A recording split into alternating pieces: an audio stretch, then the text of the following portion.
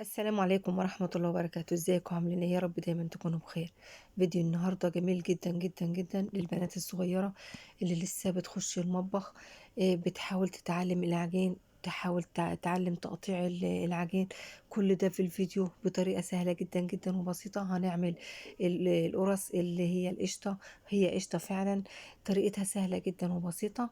انا بعتذر عن الإضاءة لأن النور كان قاطع، بس الفيديو جميل جدا جدا. اوعي يفوتك، اوعي تنسينا في الاشتراك واللايك، وتفعلوا زر الجرس عشان يوصلكم منا بإذن الله كل جديد. هنسمي الله ونصلي على الرسول عليه أفضل الصلاة والسلام، ونشوف معانا الفيديو جميل جدا جدا جدا. قرص هشة طرية جدا جدا زي القطن، وخفيفة، وطعمها حلو. هتملي بيتك بالخير بنص كيلو دقيق أو ممكن تضاعف الكمية. هنسمي الله ونصلي على الرسول عليه أفضل الصلاة والسلام. في الفيديو تكات كتيرة، هنعرف ازاي نبطط القرص وتطلع معانا هشة وجميلة جدا جدا. فيه تكات حلوة هتستفادوا منها جميعا بإذن الله. هنسمي الله ونصلي على الرسول عليه أفضل الصلاة والسلام، ونبدأ. بسم الله ما شاء الله ولا قوة إلا بالله. أول حاجة معانا كوباية مية، المية تكون فترة لأن الجو حر. تمام. الطريقة ديت احنا بنعملها عشان العجين يطلع معانا بسرعة، والمخبوزات بتاعتنا ما تاخدش مننا وقت خالص. شايفين الخميرة بعد ما اختمرت؟ شايفين؟ بسم الله، ما خدتش مننا هما 3 دقايق بس، كتير خالص. دلوقتي انا معايا 4 كوبايات من الدقيق، عليهم معلقة من البودر ورشة ملح. هبدأ أخلط المكونات مع بعضها كده. ومعايا مية فترة، هحط شوية بشوية أو معلقة معلقة، مش هكتر لأن عشان العجينة ما تكترش مني. شايفين ما شاء الله؟ في وسط العجين كده هحط 3 معالق من السمنة أو نص كوباية من السمنة. تمام. وابدأ أخلط بالسباتيولا كده، وشوية لأن العجينة بتبقى تلزق كده في الأول. بعد كده هشيل الاسباتيولا وابدأ أشتغل بإيديا وأعجن، واخدم العجينة كويس جدا. العجن ما بياخدش مني حوالي 3 4 دقايق بالكتير خالص. عجن كويس، أخدم العجينة كويس عشان يبقى القوام بتاعها حلو. شايفين ما شاء الله ولا قوة إلا بالله؟ العجينة ملمسها بقى ناعم وجميلة جدا جدا وانخدمت كويس جدا جدا. شايفين ما شاء الله؟ تحفة والله. العجينة كويسة بتبان.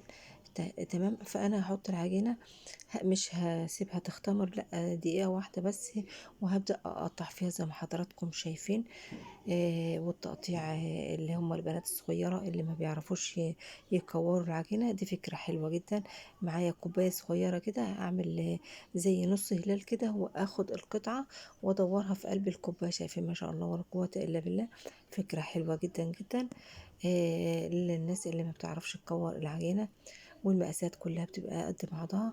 طبيعي مقاس القرص اللي هي القشطة ديت بيكون مش كبير جدا، بيكون قد الليمونة الصغيرة كده، أو حابة تكبريها بقى انت وذوقك وراحتك. هي المقادير بتبقى كده، وشكل القرصة بيبقى صغير كده.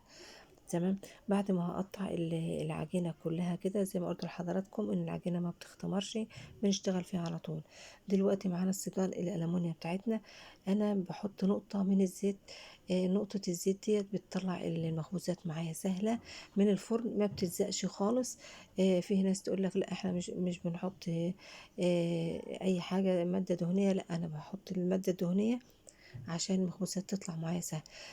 جينا بقى للخبز. فانا بضغط ضغطه واحده بس بكف الايد كده على القطعة بتاعت العجين، مش ببطط عليها ولا اي حاجة عشان القوام بتاعها تبقى منفوخة. هي القوام بتاع القرص بتاعت القشطة ديت بتبقى منفوخة كده، وقوامها حلو ومرتفع. مش بحاول ان ابطط على القرص.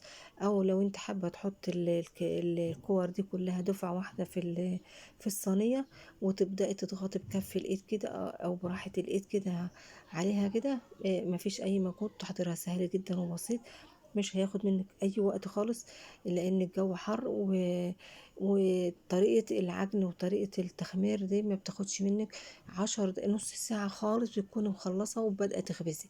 تمام شايفين ارتفعت معانا اهيت واختمرت.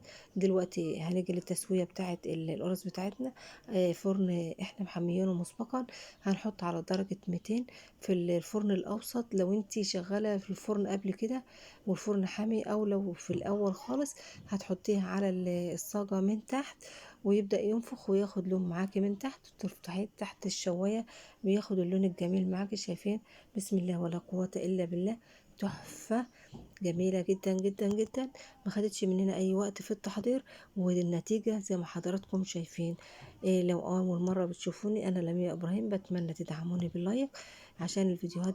اللايك يا جماعة، اللايكات بترفع الفيديو. إيه اتمنى يا رب تدعموني باللايك والشير عشان قناتنا تستمر بإذن الله. واتمنى يا رب اكون عند حسن ظنكم، وفيديو النهاردة يكون عجبكم.